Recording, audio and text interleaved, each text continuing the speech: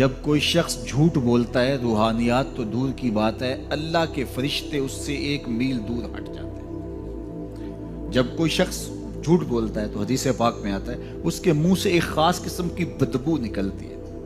اس بدبو کو ہم نہیں سونگھ پاتے لیکن فرشتے سونگھ لیتے ہیں، کیونکہ فرشتے انتہائی حساس مخلوق ہیں اور وہ جھوٹ کی وجہ سے نکلنے والی بدبو کو سونگھتے ہیں۔ اللہ نے حضرت امام اعظم امام ابو حنیفہ رضی اللہ تعالیٰ عنہ کو یہ بصیرت عطا کی تھی اور یہ باطنی نظر بخشی تھی کہ جب کوئی شخص وضو کرتا تھا تو اس کے وضو کے پانی سے پہچان لیتے تھے کہ یہ کس گناہ کا مجرم ہے۔ جب بندہ وضو کرتا ہے تو وضو سے ہاتھوں کے گناہ جھڑتے ہیں، منہ کے گناہ جھڑتے ہیں، تو وہ وضو کے پانی سے اس بات کو محسوس کرتے تھے۔ اللہ نے ان کو وہ بصیرت عطا کی تھی، لیکن انہوں نے اللہ کی بارگاہ میں عرض کی مالک مجھ سے یہ چیز چھین لے، یہ چیز مجھے نہیں چاہیے۔ لوگوں کے بارے میں جو ہے وہ ایسا گمان پھر پیدا ہوتا ہے۔ تو فرشتوں کو اللہ نے وہ حساس جو ہے وہ پاکیزہ وجود دیا اور ان کی حس ایسی ہے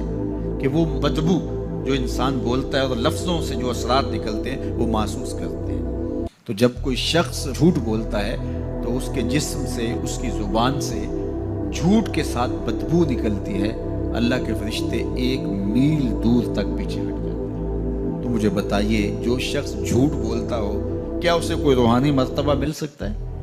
یہ سوچا بھی نہیں جا سکتا، یہ امکانات سے ہی نہیں ہے۔ اللہ کے محبوب علیہ السلام سے پوچھا گیا کہ حضور کوئی مسلمان، کوئی مومن کیا بزدل ہو سکتا ہے؟ فرمایا نہیں، وہ بہادر ہوتا ہے، لیکن ہو سکتا ہے کبھی اس سے بزدلی بھی سرزد ہو جائے۔ انسانی کمزوری ہے، کبھی انسان بہت طاقت میں ہوتا ہے، کبھی انسان کمزور بھی پڑ جاتا ہے۔ فرمایا ہو سکتا ہے کبھی اس سے ہو بھی جائے۔ پھر پوچھا کہ بخل کر سکتا ہے؟ فرمایا نہیں، مومن سخی ہوتا ہے، لیکن ہو سکتا ہے کبھی اس سے بخل بھی ہو جائے۔ کبھی کبھی دولت اسے اچھی بھی لگنے لگ جاتی ہے، جس طرح فرمایا گیا کہ اولاد مبخلتن مجبنتن، یہ جو اولاد ہوتی ہے یہ بندے کو بخیل بھی بنا دیتی ہے اور بزدل بھی بنا دیتی ہے۔ جب اولاد نہیں ہوتی تو بندہ سخی بھی ہوتا ہے اور بندہ جو ہے وہ مشکل حالات میں بھی کود جاتا ہے، لیکن جب اولاد ہوتی ہے تو پھر مشکل حالات میں کودنے سے پہلے سوچتا ہے میرے بچے ہیں یتیم ہو جائیں گے، اس کو یہ خیال آتا ہے۔ پہلے ایسے مال لٹاتا ہے لیکن اولاد ہو جائے تو پھر وہ اولاد کا سوچتا ہے کہ ان کے لیے کچھ میں جمع کر لوں۔ تو اولاد فرمایا میرے حضور نے کہ مبخلہ و مجبنہ، یہ بخیل بھی کر دیتی ہے اور یہ کمزور اور بزدل بھی بنا دیتی ہے۔ تو مومن ہوتا بہادر ہے لیکن ہو سکتا ہے کبھی اس سے بزدلی بھی ہو جائے۔ مومن سخی ہوتا ہے لیکن کبھی ہو سکتا ہے اس سے بخل بھی ہو جائے۔ لیکن تیسرا سوال حضور سے پوچھا گیا کہ مومن جھوٹا ہو سکتا ہے؟